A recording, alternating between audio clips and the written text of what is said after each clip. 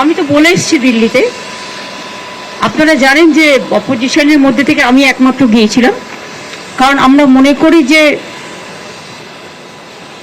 Cooperative federalism যদি রক্ষা করতে হয় তাহলে সেন্ট্রালের সাথে স্টেটের ডেভেলপমেন্টের ব্যাপারে এবং স্টেট শেয়ারের ক্ষেত্রে সেন্ট্রাল শেয়ার স্টেট থেকে যে টাকাটা তুলে নিয়ে যায় সেন্ট্রাল, সেই টাকাটা স্টেটের শেয়ার যেন স্টেট ফেরত পায় এবং ডেভেলপমেন্টের ব্যাপারে কোনো পলিটিক্যাল রাজনৈতিক উদ্দেশ্য প্রণোদিতভাবে কাজ না করে সবার জন্য, সবার উন্নয়নের জন্য কাজ করা উচিত। কেউ যায়নি, বয়কট করেছিল।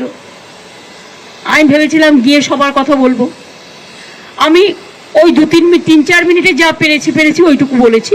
বাংলার বঞ্চনা এবং সারা দেশের অল অপোজিশন স্টেটে যেভাবে বাজেটে বঞ্চনা করা হয়েছে এবং অল বিজেপি রুল স্টেটকে যেভাবে কনসিডার করা হয়েছে এবং যারা ওদের অ্যালিজ, আমাদের আপত্তি নেই যদি কাউকে বেশি টাকা দেয়, কিন্তু তুমি কাউকে দেবো বলে কেউ খাবে আর কেউ খাবে না, সেটা তো হতে পারে না। বাংলাকে তো তারপরে আমি সারা ভারতবর্ষের সমস্ত রাজ্যের ব্যাপারে বলে আমি এটাও বলেছি যে আপনারা তো শুধু নির্দেশ দেন আর ছবি লাগান, কাজ তো করতে হয় রাজ্যগুলোকে। অথবা একটা কোভিড কে সামলালো? রাজ্য। আপনারা নির্দেশ দিয়ে খালাস, আর ফিল্ডে কাজটা করতে হয় রাজ্যকে। আজকে যেখানেই যেই ঘটনা ঘটুক না কেন, যে কোনো সাবজেক্টে সবটাই সামলাতে হয় রাজ্যকে। তো রাজ্যগুলোকে যদি আপনারা পঙ্গু করে দেন তাহলে কেন্দ্রটাও তো পঙ্গু আগামী দিন হয়ে যাবে। এই সিরিয়াসনেসটা বোঝা উচিত।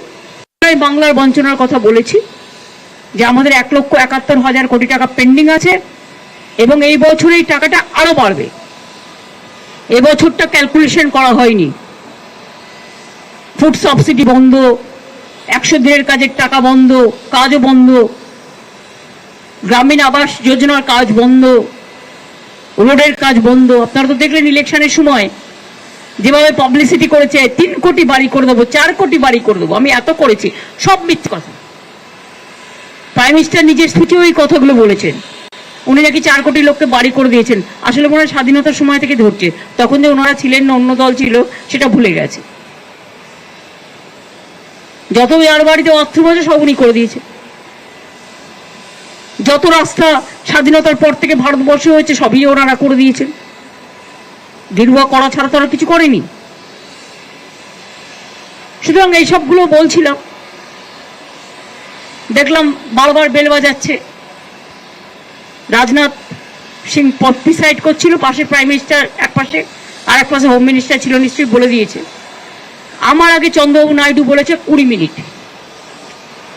আসামের চিফ মিনিস্টার, অরুণাচলের চিফ মিনিস্টার, ছত্তিশগড়ের চিফ মিনিস্টার, গোয়ার চিফ মিনিস্টার, যদিও রাজ্যগুলো খুবই ছোট ছোট, তাও আমি মনে করি না ছোট বড় কোনো ফারাক থাকা উচিত সম্মানের দিক থেকে। তাও তারা কিন্তু কেউ 15 মিনিট বলেছে, কেউ 16 মিনিট বলেছে, কেউ 17 মিনিট বলেছে, কেউ 20 মিনিট বলেছে। আর আমারটা যেই 5 মিনিটে পড়তে যাবে সঙ্গে সঙ্গে বেল টিপে টিপে টিপে টিপে স্টপ স্টপ স্টপ। আচ্ছা ঠিক আছে, স্টপিং বলে আমি বলবো okay, you don't want to listen, চললাম। আমি বয়কট করে চলে এসেছি। তার কারণ হচ্ছে তুমি বাংলার বঞ্চনার কথা শুনতে চাও না। তো এর মধ্যে আমি একটা ইন্দো ভুটান রিভার কমিশন করার কথা বলেছি অন রেকর্ড। কারণ ভুটানের যে জল আসে সেই জলে আমাদের নর্থ বেঙ্গল, আলিপুরদুয়ার, জলপাইগুড়ি বিশেষ করে অনেকটাই ডুবে যায় প্রতি বছর, ফ্লাড অ্যাফেক্টেড এরিয়া। আমার রিটেন স্পিচে এগুলো দেওয়া আছে, কিন্তু আমি মুখে ভিতরটা বলেছি, তার কারণ অন্যগুলো রিটেন স্পিচে দেওয়া আছে, ভুটানেরটা দেওয়া ছিল না। তাই আমি বলেছি একটা ইন্দো ভুটান বাংলার এই ব্যাপারটা নিয়ে নর্থ বেঙ্গলের একটা হওয়া উচিত। আর আমরা এটা বলেছি, তুমি কোনো দেশকে কি দেবে না দেবে এটা তাদের ব্যাপার, আমি এটা নিয়ে কোনো কথা বলছি না। কিন্তু যে state is the stakeholders, তাদের কাছে কথা বলবে না, তাদের কাছে কনসাল্ট করবে না। তুমি আজকে বাংলাদেশকে দিয়ে দিলে আমার কোনো আপত্তি নেই। বাংলাদেশ আমাদের বন্ধু রাষ্ট্র, অনেকে এটাকে মিসলিড করছে। কিন্তু আমরা কি বলেছি এখানে তিনটে পার্টি, একটা হচ্ছে ইন্ডিয়া, বাংলাদেশ, আর স্টেক হোল্ডার হচ্ছে বেঙ্গল। তুমি সেখানে আমাদের কাউকে জিজ্ঞেস করলে না। তিস্তার জল চলে গেলে নর্থ বেঙ্গলের লোক উত্তরবঙ্গ ভাগ করবে বলে, বঙ্গভঙ্গ করবে বলে প্ল্যান করছো, ও তো ড্রিঙ্কিং ওয়াটার পাবে না। বর্ষাকালে ডুবে যায়, গরমকালে শুকনো হয়ে যায়, তখন কিন্তু আর জল থাকে না। এটা আপনাদের মনে রাখতে হবে। সুতরাং এটা বলেছি যে তুমি আবার ফরাক্কা চুক্তি পুনর্নবীকরণ করলে, আমাদের কিছু জানালে না। ফরাক্কা যখন প্রথম হয় দেবগৌড়াজির সময় 97 সম্ভবত, তখন 700 কোটি টাকার একটা প্রজেক্ট বেঙ্গলকে দেওয়ার কথা ছিল এই চুক্তির বদলে, যাতে মুর্শিদাবাদ মালদায় যে ইরোশনটা হয়, গঙ্গা ইরোশন, সেটাকে স্টপ করার জন্য, কিছু কাজ করবার জন্য। রোজ রোজ যে গঙ্গার ফরাক্কা তো শুকিয়ে গেছে, ড্রেজিং পর্যন্ত হয় না, ডিবিসি শুকিয়ে যাচ্ছে, ফলে জলটা চলে আসছে ফ্লাডেড হয়ে। এখনো 4 লক্ষ কিউসেক মেট্রিক টন ডিবিসি বেশি জল ধরতে পারে। কিন্তু যেহেতু বছরের পর বছর, এই 10, 12, 14 বছর কোনো রকম ড্রেজিং হয়নি, ফলে অল্প বৃষ্টিতেই ওটা ফ্লাডেড হয়ে যাচ্ছে। তখন জলটা কোথায় আসছে? বাঁকুড়া, বীরভূম, বর্ধমান, হাওড়া, হুগলি। তা এগুলো দেখতে হবে না? যেখানে আমার স্কোপ আছে, তাও তো আমরা প্রায় 5.5 লাখ পুকুর কেটে এখন অনেকটা জল এই পুকুরগুলো অ্যাবজর্ব করে। অনেকটা সংখ্যক আমরা চেষ্টা করেছি সায়েন্টিফিকভাবে নেচার দিয়ে অ্যাডজাস্ট করবার, কিন্তু ডিবিসিটা তো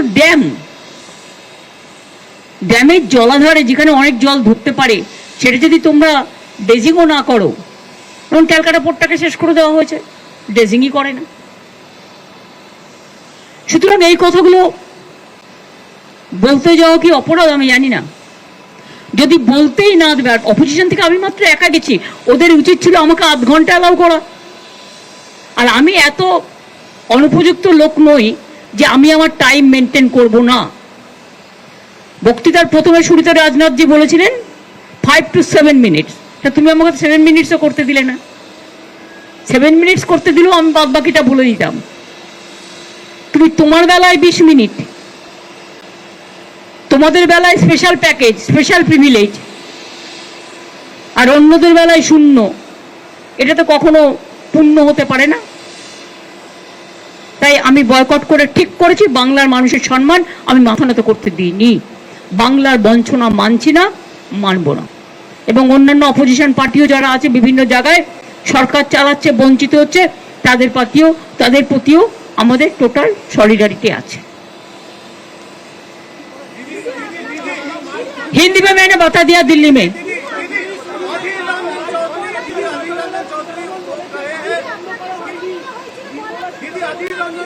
अरे भाई माছ দিয়ে কি শাক দিয়ে কি মাছ ঢাকা যায়? তুমি যদি বারবার বেল টিপছো মানে কি? আমায় স্টপ করতে বলছো তো মানে কি? হয়তো স্টপ করার সিস্টেম মানে ওইটাই। আমি বলছি আর তুমি বারবার কারো বেলা তো বেল টেপোনি, বারবার তুমি বেল টেপে বলছো স্টপ ইট। তো স্টপ ইট মানেটা কি? Can you tell me? আমি এত সিনিয়র পলিটিশিয়ান, এতবার ইলেক্টেড মেম্বার, অপোজিশনের মধ্যে একমাত্র গেছি ভয়েস রেকর্ড করতে। তোমাদের কোথায় ক্রেডিট দেওয়া উচিত ছিল? তুমি আমাকে বারবার যদি আমার বক্তব্য, তুমি যদি বেল পাঠাও, বেল দিয়ে আমাকে স্টপ করতে বলো, is it not humiliation or ইনসাল্টেশন? আমি 6 মিনিটও করিনি। অপোজিশনের পক্ষ থেকে সারা দেশে মাত্র একজন। তা ডেমোক্রেসিটা গেল কোথায়? ডেমোক্রেটিক রাইটসটা কোথায় গেল? এই মানসিকতা যে দুটো কথা শুনতেও পারে না। কেউ যদি বঞ্চনার কথা বলে, তার তো বলবার একটা জায়গা হওয়া দরকার, যেখানে কেউ যায়নি। আমি সবার হয়ে বলতে চেয়েছিলাম, যতটা পেরেছি বলেছি। সবার হয়ে বলার পরে বাংলার হয়ে বলতে শুরু করেছিলাম, তো এটা ওদের ভালো লাগেনি। এরপর থেকে ভাবতে হবে যে আদৌ ওদের মিটিংয়ে যাওয়া উচিত কিনা সম্মানের সাথে। সম্মান না পেলে অসম্মানিত হতে আমি যাব না। छोड़ो तो कौन है बात कहते हैं, छोड़ो।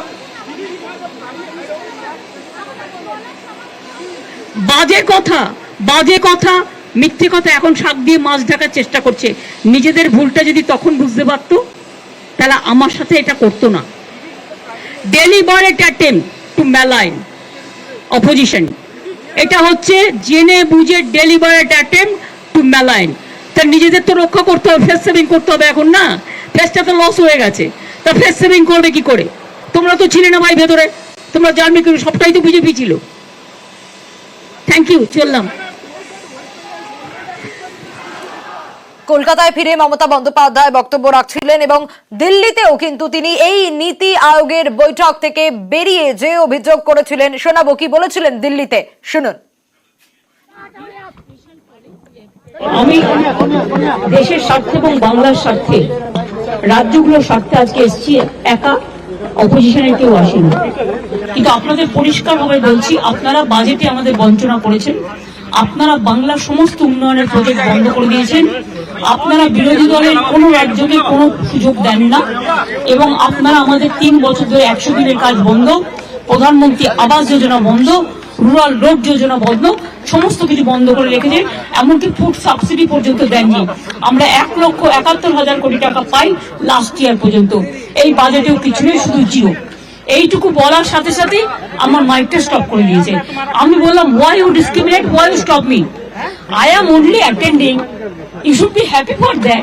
Instead of that, you are giving more scope to your party, your government, and you only me on behalf of opposition, only I am there, and you stop my mic. আপনি আমার মাইক বন্ধ করে দিচ্ছেন। আপনাদের এই বঞ্চনা আমি মানি না, তাই মনে রাখবেন আমি চললাম। সব রিজিয়নাল পার্টি কা ইনসাল্ট है। মমতা বন্দ্যোপাধ্যায়ের মাইক বন্ধের অভিযোগ মানতে নারাজ কেন্দ্রীয় অর্থমন্ত্রী। প্রত্যেককে পর্যাপ্ত সময় দেওয়া হয়েছে, মমতাই বাড়তি সময় চাননি বলে দাবি Nirmala সীতারামনের। Every chief minister was given an allotted time, and that was displayed on the screen which was present before every table. Mamata Banerjee ji conveyed to the media that her mic was put off. That is completely false. Unfortunate, because we were quite happy that she participates in this meeting, puts forth her case. She could have requested that she's going to continue speaking like some other chief ministers did, but she chose to use that as a excuse so that she can get out of the meeting. And after getting out of the meeting, for her to say that the mic was switched off, I wish Mamata Banerjee would please say the truth behind this rather than again build a narrative based on falsehood.